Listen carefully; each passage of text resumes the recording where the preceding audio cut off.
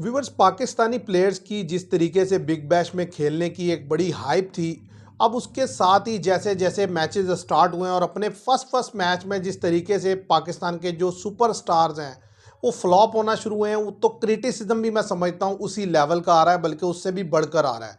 Actually problem क्या है, मैं समझता हूँ कि हम जो लोग हैं, जो पाकिस्तान में हम रहने वाले ज़्यादातर लोग हैं, हमारा जो मेन प्रॉब्लम है इमोशनल डिसबैलेंस है। जब हम हाइप क्रिएट करते हैं तो किसी चीज़ की इतनी ज़्यादा कर देते हैं, किसी की ओवर हाइप ले जाते हैं। इसी तरीके से जब क्रिटिसिज्म करते हैं तो क्रिटिसिज्म को भी बिल्कुल बहुत ही ज़्यादा करके जो है उस चीज़ को जो है ख़राब कर देते हैं, कंस्ट्रक्टेड क्रिटिसिज्म नहीं करते। ये एक बड़ा प्रॉब्लम है। अगर हम देखें कि भाई बाबर आजम, मोहम्मद रिजवान, शहीनशाह अफरीदी, अगर आप देखें इनको पाकिस्तान की स्टेज पर, तो नो डाउट ये तीनों के तीनों जो है पाकिस्तान के लिए सुपरस्टार की हैसियत रखते हैं। इसमें कोई शक वाली बात नहीं है। पाकिस्तान के अंदर इनकी फ़ैन फॉलोइंग किसी भी क्रिकेटर के मुकाबले में ज़्यादा है।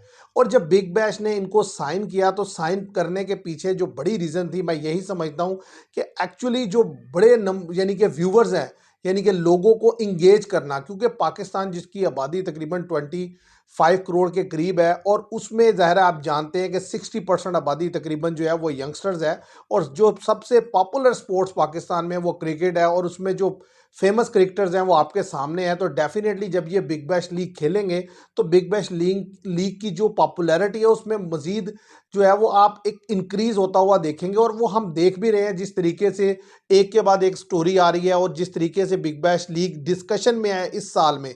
वरना बिग बैश लीग बहुत लंबे अरसे से हो रहा है लेकिन इतना ज़्यादा डिस्कशन उस पर कभी नहीं हुई जितनी इस दफ़ा है। उसकी बड़ी वजह ये तीन बड़े प्लेयर्स हैं।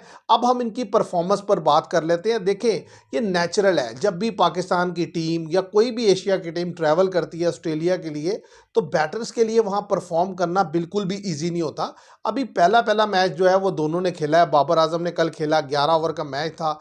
जाहिर है उसमें जल्दी खेलना था तो वो कोई एडजस्ट नहीं कर सके अपने आप को और वो आउट हो गए। इसी तरीके से आप देखें मोहम्मद रिजवान को, वो भी जल्दी आउट हो गए। लेकिन जो मैं समझता हूँ सबसे ज़्यादा मेरे लिए शॉकिंग रहा, वो आज का जो शहीनशाह अफरीदी का स्पेल था, जो 2.3 ओवर्स में उन्होंने 43 रन्स कंसीड किए।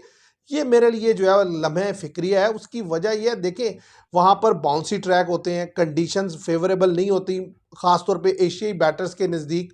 तो ऐसी सिचुएशन में अगर वहाँ पर जाकर बैटर्स शुरू में फ्लॉप होते हैं तो ये नेचुरल है, उसको कुछ टाइम लग सकता है, उसके बाद वो बेहतर होते चले जाएंगे और उम्मीद यही की जाती है कि ये आइंदा आने वाले मैचेस में बेहतर खेलेंगे। लेकिन शहीनशाह अफरीदी क्योंकि पाकिस्तान के प्रीमियर फास्ट बॉलर हैं और नो डाउट के ज़बरदस्त फास्ट बॉलर हैं, और उनके पास एक अपॉर्चुनिटी थी कि वो ऑस्ट्रेलियन जैसे यानी कि सरजमीन पर खेल रहे हैं, जिसको मैं समझता हूँ फास्ट बॉलर्स के लिए बड़ी ज़बरदस्त कंडीशंस वहाँ के लिए मानी जाती है। वहाँ पर 2.3 ओवर्स में आप 43 रन्स देते हैं और फिर दो अबव वेस्ट हाइट जो है फुल टॉस करके आपका ओवर ही खत्म हो जाता है। तो यहाँ से पता चलता है कि आप कितने इनकंसिस्टेंट हैं आप अपनी लाइन और लेंथ में। लेकिन उनके बारे में भी ज़ाहिर है बहुत ज़्यादा क्रिटिसिज्म अभी इसलिए नहीं करना बनता कि ज़ाहिर है वो फर्स्ट मैच खेल रहे थे। अभी उनके पास भी अपॉर्चुनिटी है कि आगे आने वाले मैचेस में वो खुद को एडजस्ट करेंगे।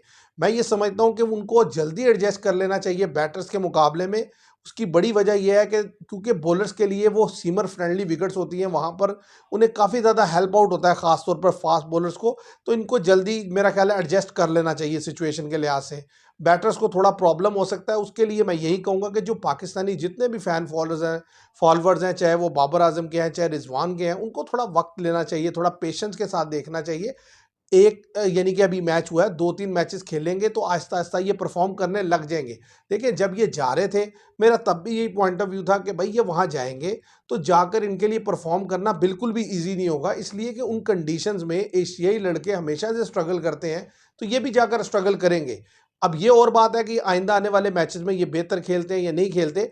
अब कसूर ये होता है कि जब आप एक चीज़ की बहुत ज़्यादा हाइप बना देते हैं, जिस तरीके से बाबर आजम के ऊपर डिस्कशन हुई कि नो डाउट कि वो मोस्ट एक्सपेंसिव प्लेयर थे बिग बैश लीग के। अब उसमें से ज़ाहिर है जब लड़का परफॉर्म नहीं करता तो क्रिटिसिज्म आता है।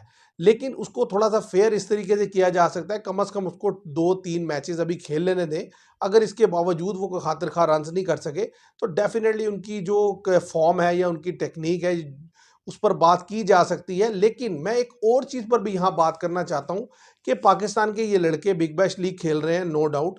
अच्छा है खेलें, लेकिन अगर आप इसको इस तरीके से देखें कि आगे जो है जनवरी में पाकिस्तान की टी20 सीरीज़ है श्रीलंका से, और अगर ये प्लेयर वहाँ नहीं होते तो मेरा मेरा मुझे लगता है कि ये अच्छा नहीं होगा। उसकी वजह ये है कि आपने जो वर्ल्ड कप खेलना है वो श्रीलंका में खेलना है, और श्रीलंका की विकेट्स जो हैं वो ऑस्ट्रेलियन विकेट से बिल्कुल डिफरेंट होती हैं। वहाँ पर स्पिनर जो है वो डोमिनेट करता है और एक डिफरेंट टाइप की विकेट्स होती हैं। तो पाकिस्तान के जितने भी प्लेयर्स हैं, चाहे वो बॉलर्स हैं, चाहे वो बैटर्स हैं, उनको वहाँ जाना चाहिए, खेलना चाहिए। जब तक यानी कि वो सीरीज़ नहीं आती, यहाँ पर खेलते रहें, लेकिन जब वो सीरीज़ आए तो डेफ़िनेटली इनको वहाँ जॉइन करना चाहिए।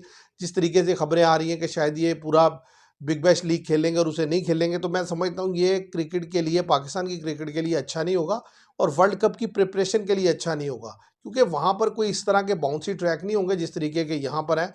तो उम्मीद यही की जा सकती है कि जो कॉमन सेंस है वो प्रिवेल करेगी और ये लड़के जो है वो श्रीलंका खेलेंगे, और पाकिस्तान में जितने भी क्रिकेट के फ़ैन फॉलोअर्स हैं वो थोड़ा पेशेंस से काम लेंगे और इन लड़कों को मौका देंगे कि वो आगे चलकर बेहतर परफॉर्म कर सकें। और जस्ट वेट एंड वॉच, उम्मीद यही की जा सकती है कि आगे जाके ये बेहतर हो जाएंगे। आज के लिए इतना ही। Thank you very much.